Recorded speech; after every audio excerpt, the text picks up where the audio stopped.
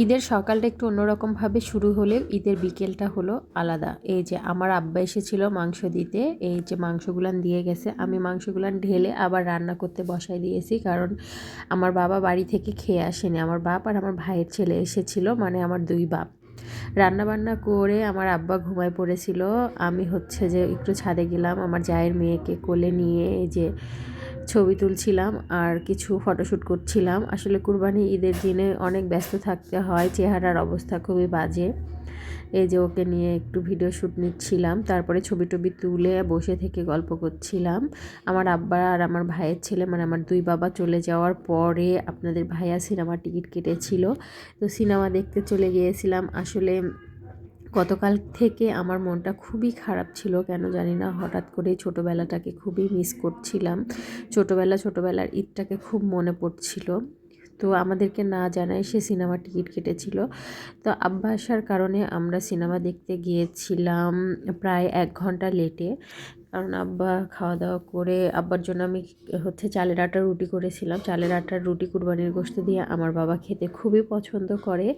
এই জন্য আমার মনে হলো যে আমি একটু চালের আটার রুটি আর মাংস দিয়ে তাকে খাওয়ানোর ইচ্ছা ছিল। তো আলহামদুলিল্লাহ খাওয়াতে পেরেছি। আসলে বাবা মাকে কোনো কিছু খাওয়াতে পারলে না শান্তি লাগে, একটা অন্যরকম শান্তি আছে।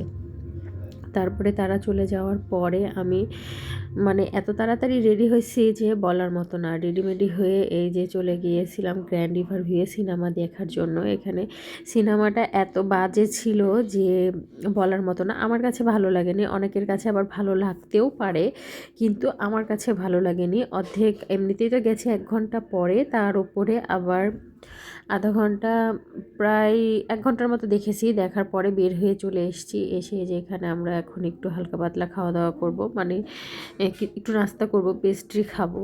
এখানকার পেস্ট্রিটা অনেক মজা খেতে, সেই জন্য খাবো।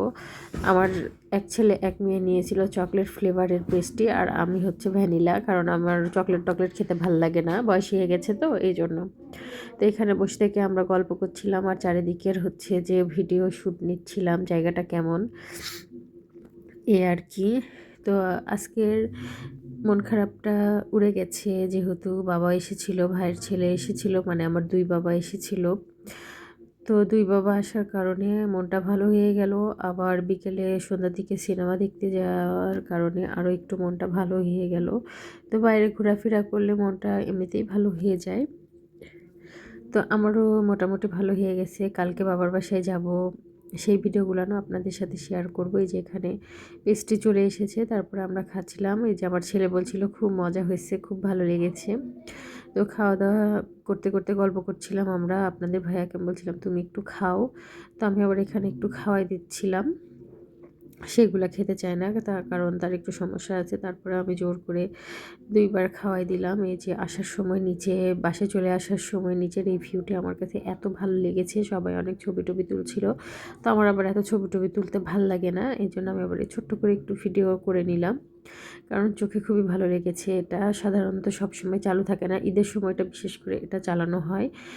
তো আপনাদের কাছে কেমন লাগছে এটা অবশ্যই কমেন্ট করে জানাবেন। আর আমার এই ছোট্ট ভিডিওটা যদি ভালো লাগে অবশ্যই আমার পেজটা ফলো দিবেন, লাইক কমেন্ট শেয়ার। আল্লাহ হাফেজ।